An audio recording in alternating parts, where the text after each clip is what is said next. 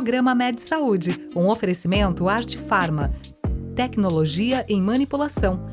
MHV Cardio, cuidando bem do seu coração. Estamos aqui para o segundo programa com Túlio Ramos de Andrade, especialista em reabilitação cardiovascular, para falar desse tema tão interessante. Se você não viu o primeiro programa, eu te aconselho a assistir, porque realmente está imperdível. E nós estamos agora para o segundo programa, uma vez que tem muito assunto. Túlio, quero agradecer você por estar aqui em mais um programa conosco. Obrigado. Para mim é muito legal mesmo ter sido convidado. Vamos agora pegar de onde a gente vinha do primeiro programa e eu te pergunto. Nós discutimos no primeiro programa que não tem idade. Para prevenção, toda idade é bem-vinda e atividade física também. Mas os exercícios da prevenção em relação à reabilitação são os mesmos? Como é que é? Então, é como eu tinha falado, né? Cada caso é um caso, então você precisa individualizar esse treinamento. Essa coisa assim, um exercício que serve para todo mundo, isso não existe. É que nem a prescrição de um remédio. Você não tem como pegar um remédio e falar isso aqui serve para todo mundo. Claro que não. O exercício é a mesma coisa, então você precisa individualizar. Como que funciona essa questão da prevenção? Você precisa primeiro avaliar quais são os fatores de risco que esse paciente tem. Então, se ele tem uma diabetes, você vai agir de um jeito. Se ele tem uma pressão alta, uma hipertensão, você vai agir de outro. Se a questão dele é colesterol, uma dislipidemia, aí, você vai trabalhar de outra maneira. Então, às vezes é tudo junto. Então, você precisa... Você está falando aqui, eu estou pensando, eu falei assim, rapaz, mas tem aqueles... É tudo junto. Aquele cara que chega com o combo, né? Exatamente. E aí você precisa saber trabalhar com o combo todo. Então, assim, individualização, prescrição individualizada do exercício. E claro que você entra em contato com o profissional médico para pegar essas informações também, né, Túlio? Como é que funciona? Esse é o grande diferencial da prevenção cardiovascular. Esse contato próximo entre o profissional que está desenvolvendo esse treinamento físico e o médico, e o profissional médico que vai estar cuidando desse paciente, né? Eles precisam estar alinhados, precisam estar conversando aí para saber e definir quais as melhores estratégias para que esse paciente tenha só benefícios, né? Tá. Bom, se isso é importante na prevenção, eu imagino na reabilitação, né? Que esse paciente já não tem um coração normal. E, claro, essas informações dadas pelo profissional de saúde são extremamente importantes para que você possa individualizar para aquela pessoa o que é possível e o que não é e que metas estabelecer, né, Túlio? Exatamente. Que riscos existem ao fazer uma prevenção? Vamos imaginar, o cara te procura, ele quer, olha, eu quero começar atividade física, tal, eu preciso sair desse sedentarismo. Que riscos existem? Bom, são os riscos inerentes ao treinamento físico, né? Então você sabe que quando você faz o exercício físico, você tem um aumento ali da frequência, da pressão arterial, vários parâmetros hemodinâmicos, eles alteram. A sua função pulmonar, ela aumenta, você aumenta ali a frequência respiratória. E se você já tem algum problema nessa parte aí, vamos supor, se você apresenta uma arritmia, você vai aumentar a frequência, a chance dessa arritmia aparecer e vir causar algum problema, ela é grande.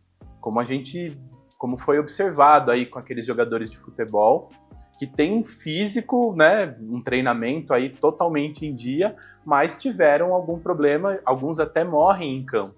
Por que isso acontece? Justamente porque precisava ter uma avaliação cardíaca ali minuciosa para que houvesse uma prevenção.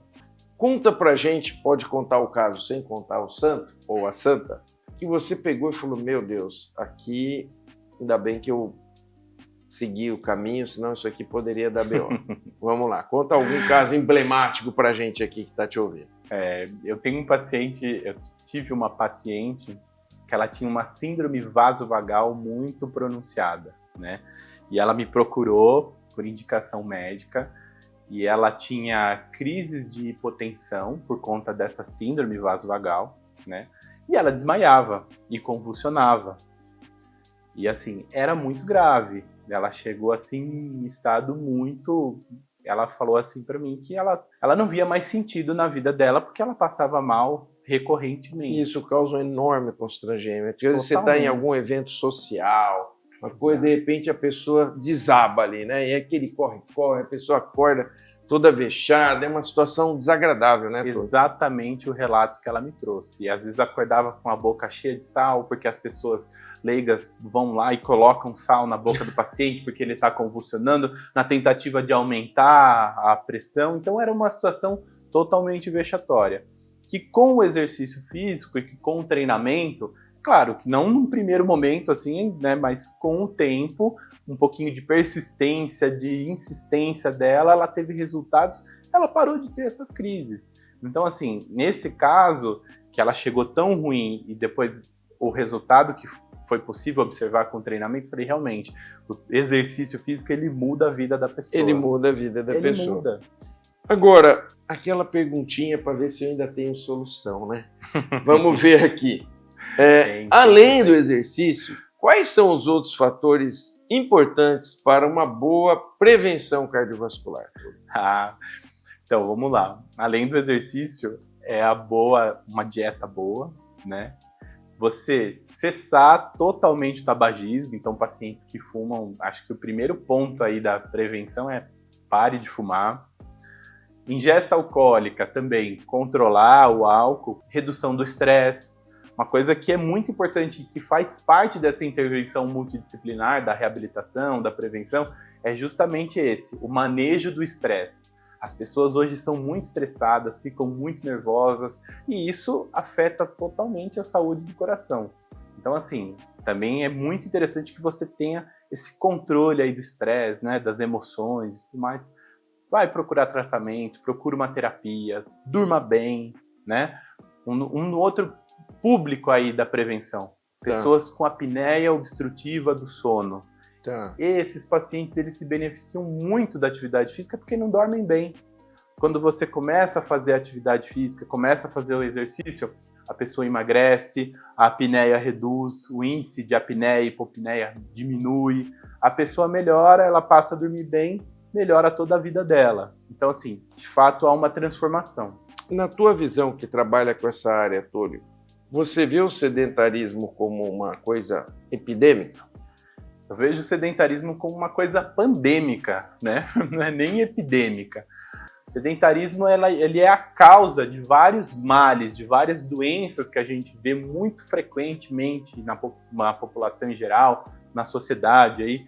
Como eu falei, essas doenças cardiometabólicas, diabetes, pressão alta, apneia obstrutiva do sono, porque, na verdade, tudo forma um ciclo em volta do sedentarismo.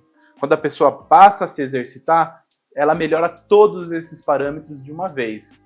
Então, assim, a gente pode falar, o exercício ele é uma polipílula, um remédio que serve para tudo ao mesmo tempo e não tem contraindicação, desde que seja feito sob orientação e dentro de um controle ideal. E como que você, profissional da área, vê essa questão dos hábitos alimentares? Porque eu acho que uma das coisas que ajuda muito também nós sabemos que nós temos uma população mundial, né, de obesos, de sobrepeso enorme. Como que você vê a questão dos hábitos alimentares, Túlio? Porque eu acho que isso também pesa muito, né? Com certeza, né? A questão dos industrializados, né? Ultraprocessados. Hoje em dia é difícil você encontrar uma pessoa que não coma um alimento industrializado, um alimento que seja ultraprocessado. E nesse tipo de alimento é sabido que vai muitos produtos químicos, muitas químicas ali, estabilizantes, espessantes, tudo para aumentar e melhorar o sabor. E numa dessa aí você acaba ingerindo muita gordura, muito sal, muito açúcar, muita coisa que vai ter uma repercussão direta no coração, uma repercussão direta na saúde das pessoas. As pessoas ingerem muito açúcar, elas ficam muito agitadas, isso aumenta o estresse, isso aumenta, né, a função cardíaca. O indivíduo estressado, ele faz tudo correndo, né? Exato. E aí é muito mais fácil um fast food, ele já come, ele já vai para a atividade, quer dizer, ele faz um ciclo vicioso de coisas em que uma coisa errada puxa outra coisa errada, e nesse ritmo de vida fica difícil dar um break, né?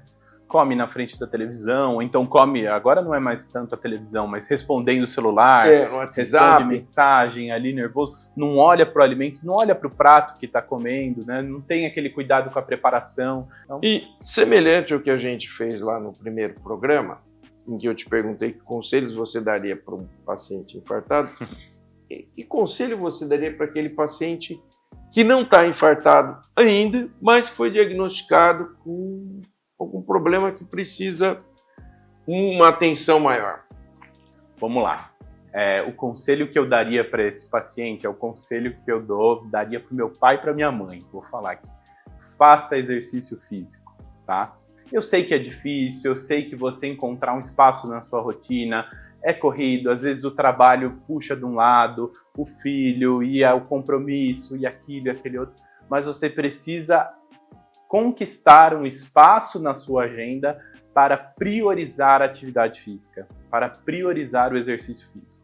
Isso é de suma importância para a sua vida. Você tem que pensar que você quer conseguir levantar, sentar e levantar, por exemplo, do vaso sanitário quando você tiver 90 anos, né? Hoje o que a gente vê? Que a expectativa de vida está aumentando muito, certo? A expectativa de vida aumentou. Mas e a qualidade de vida? Porque você viver sobre uma situação ali de doença, né?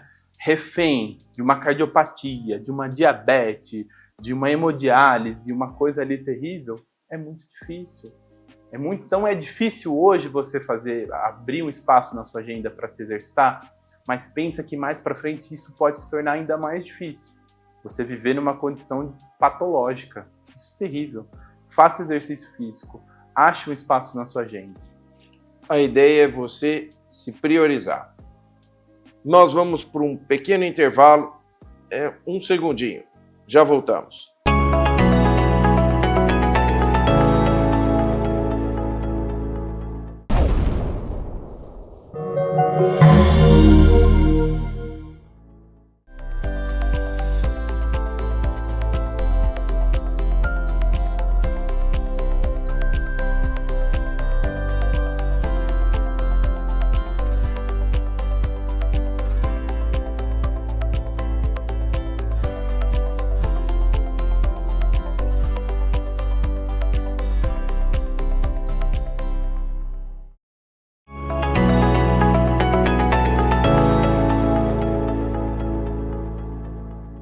Estamos de volta para o segundo bloco desse segundo programa com Túlio Ramos de Andrade, falando para a gente sobre reabilitação cardiovascular. Túlio, agora eu quero explorar um pouquinho o profissional.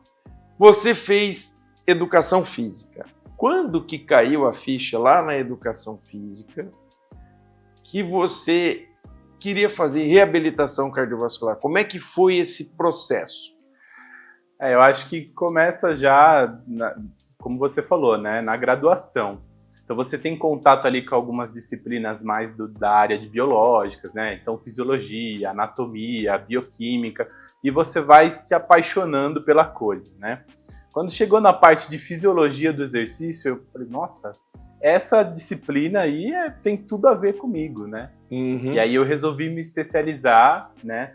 Depois que eu terminei a graduação, terminei o bacharelado, fui lá e fiz uma especialização em reabilitação cardíaca no INCOR, que é o Instituto do Coração, né, lá no Hospital das Clínicas, Faculdade de Medicina da USP.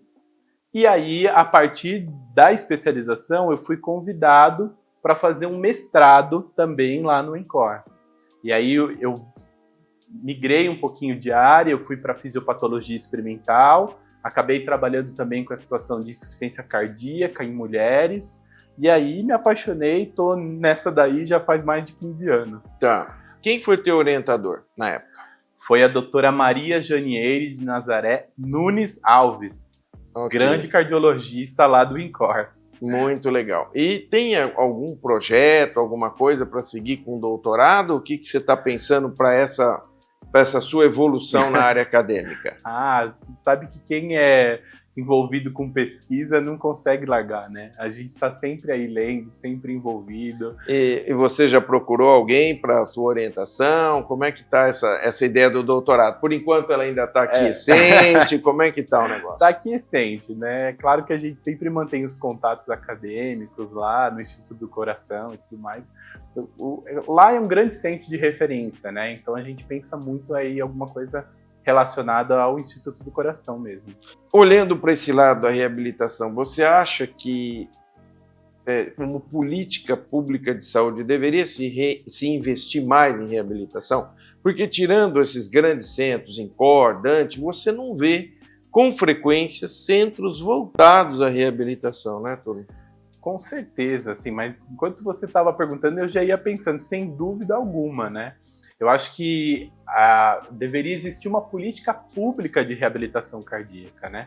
Não só da reabilitação, mas tratar a prevenção como uma coisa mais séria mesmo.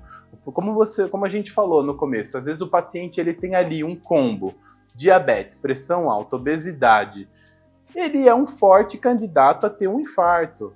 E um infarto para os cofres públicos, né, para a saúde pública, custa caro. Custa caro no sentido de que vai precisar de uma cirurgia, vai precisar de uma intervenção, de hemodinâmica, de leito de UTI. Tudo isso acaba ficando bem caro. Enquanto que você investir num treinamento, investir num exercício físico, a priori parece que você está fazendo um grande investimento, assim, caro. Mas não, sai barato em comparação a tudo isso. E por que você acha que não se investe, então, na prevenção? Qual é, na tua visão de profissional, nós que estamos na área de saúde sabemos que é muito importante, mas a gente não vê isso como política pública. Você pega grandes cidades em que você conta nos dedos os centros de reabilitação e tem cidade que não tem nenhum, e são cidades com uma população grande.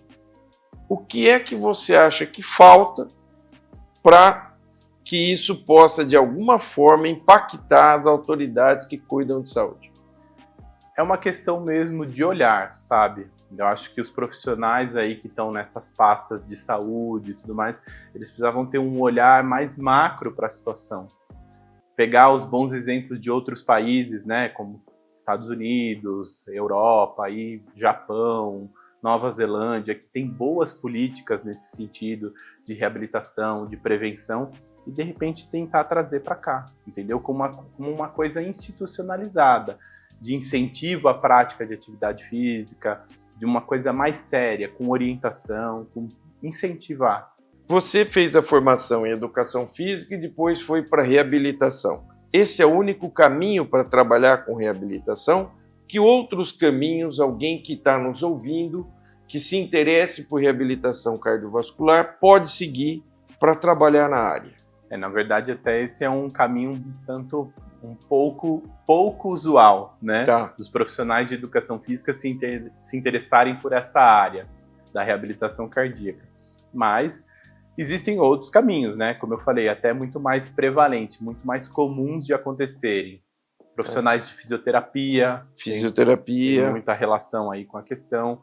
Uma especialização de nutrição, de psicologia, para trabalhar com pessoas com esse perfil, né? E até mesmo da medicina, né, Volpi? Sim. Você vê aí que ele é um ramo dentro da cardiologia, a reabilitação cardíaca. Reabilitação, a cardiologia do esporte, então tem todo um caminho voltado para isso, e que cada vez mais tem interessado profissionais da área de cardiologia, né? Exatamente. Cada vez tem interessado mais. Eu pergunto, Túlio, nessa tua caminhada, quem foram os teus grandes inspiradores? Claro, a gente tem aí alguns grandes mentores aí da USP, né? A professora Jane, né, como eu falei, aí, a minha orientadora, ela com certeza uma excelente profissional, uma excelente cardiologista.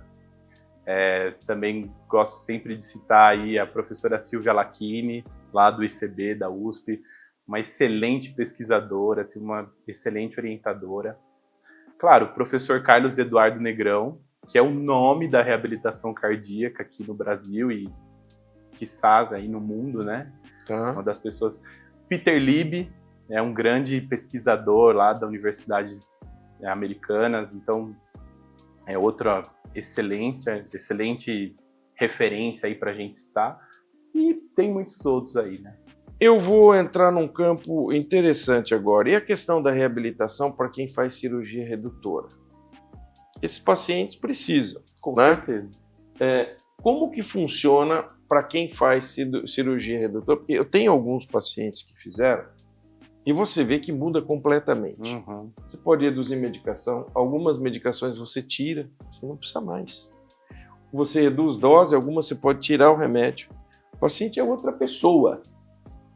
E claro que nesse processo a reabilitação tem um papel fundamental. Eu queria que você comentasse um pouquinho para quem está nos ouvindo a questão da reabilitação para o paciente que fez cirurgia redutora. Então, o paciente da cirurgia bariátrica, na verdade, Sim. ele já começa nesse processo de reabilitação como uma prevenção, né? Por quê? Porque devido à obesidade, devido à situação ali de sobrepeso ser muito pronunciada, isso já é um fator de risco para que ele tenha, né, eventos cardiovasculares.